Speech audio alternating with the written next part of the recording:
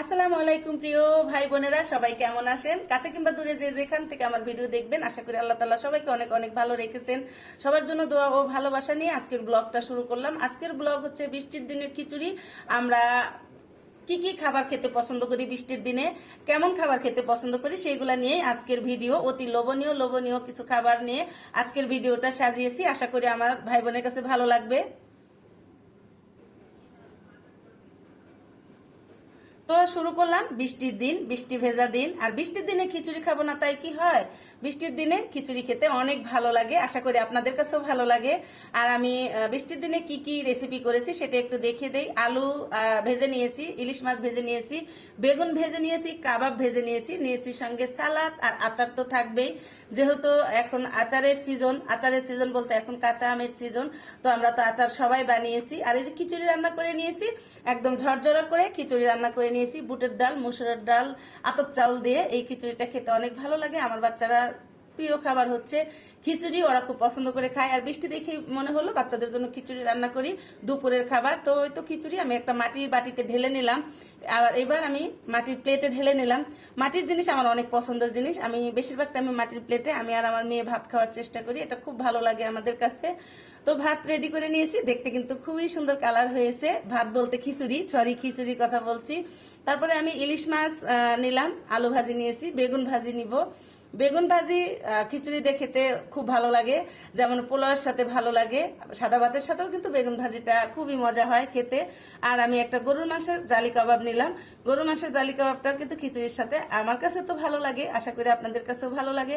সঙ্গে কিছু সালাদ নিব। সালাদ তো আমাদের স্বাস্থ্যের জন্য অনেকই ভালো, তো আমরা সালাদ খাওয়ার চেষ্টা করি। সালাদও নিয়েছি এখানে গরুর মাংসের আচার। অলরেডি ছোট ছোট কয়েকটা ভিডিও আপনাদের সঙ্গে শেয়ার করছি। সামনে ঈদে আপনারা পেয়ে যাবেন আমার কাছ থেকে গরুর মাংসের আচার। সারা বছরের জন্য গরুর মাংসের আচার বানিয়ে রাখতে পারেন, সেটা ভাত, পোলাও বা খিচুড়ির সাথে খেতে পারবেন। তো আমি এখানে 1 টেবিল চামচ ভর্তি করে গরুর মাংসের খিচুড়ি নিয়েছি, সরি গরুর মাংসের আচার নিয়েছি। গরুর মাংসের খিচুড়ি না, আচার। আর এখানে নিয়েছি কাঁচা আমের আচার। আমের সিজন যাচ্ছে, কাঁচা আমের আচার খাবো না তাই কি হয়? আর খিচুড়ির সাথে আচারই কিন্তু সবচেয়ে ভালো লাগে খেতে। তো এখানে আমি একটু কাঁচা আমের আচারও নিয়ে নিলাম। এই আচারটা অনেক ভালো লাগে। আর আমি এখানে 2টা রসুনের কোয়া নিয়েছি, আচারের তেল দিয়ে দিলাম। আচারের তেল কিন্তু যেমন মুড়ি মাখা, খিচুড়ি দিয়ে মেখে খেতে, ডালের সাথে মেখে খেতে খুব ভালো লাগে, বিশেষ করে আমি অনেক পছন্দ করি। তো সবকিছু রেডি করে নিয়েছি, আলহামদুলিল্লাহ। এবার খেয়ে নিব। তো আমার ভাই বোনদের তো আমি খাওয়াতে পারবো না, আমি আমার ভাই বোনদের শুধু দেখাই, খাওয়াতে পারি না, সেটার জন্য খারাপ লাগে। তো কোনো এক সময় ইনশাআল্লাহ সবার সাথে দেখা হয়ে যাবে এবং খাওয়াবো। আর এরকম লোভনীয় খাবার দেখে আসলে সবারই লোভ লাগে, এটা আমি বুঝি, কিন্তু আমি আসলে যেহেতু রান্নার চ্যানেল, সেই জন্য আমি আপনাদের সঙ্গে শেয়ার করি। সত্যি আমার খারাপ লাগে, আমার ভাই বোনেরা দেখতেছে আমি খাওয়াইতে পারতেছি না। তো যাই হোক, আমি সবকিছু গুছিয়ে নিয়েছি। আর এবার আমি খেয়ে নিব। এই বৃষ্টির দিনে দুপুরে খিচুড়ি খেয়েছি। আর এটা হচ্ছে গতকালের, আজকে তো আল্লাহ রহমতে রোদ উঠে গেছে, দিনটা পরিষ্কার, খুব ভালো লাগতেছে। কালকের দিনটা খুবই খারাপ অবস্থা ছিল, বৃষ্টির দিন ছিল। তো আমি আলুর ভাজিগুলো একটু সরিয়ে রাখলাম। আর ইলিশ মাছের সাথে আলু ভাজি আপনারা অবশ্যই ট্রাই করে দেখবেন, এটা অনেক ভালো লাগে। আর আমি ইলিশ মাছের সাথে ভাজি করছি জন্য একটু কালো কালো হয়েছে। আলু যদি এসে আমি ভাজি করতাম, এটা কালারটা কিন্তু অনেক সুন্দর হতো, কারণ ইলিশ মাছের মশলা আর তেলের সাথে মিলে আলুটা একটু কালো হয়েছে। তো যাই হোক, আমি কিন্তু এবার আচার দিয়ে খেয়ে নিচ্ছি। গরুর মাংসের আচার দিয়ে খিচুড়ি, এটা আমার অতি লোভনীয় খাবার। তো আমি খেয়ে নিচ্ছি, আমার ভাই বোনদের দেখিয়ে দেখিয়ে খাওয়াচ্ছি। তারপরে বেগুন ভাজি নিয়ে নিচ্ছি।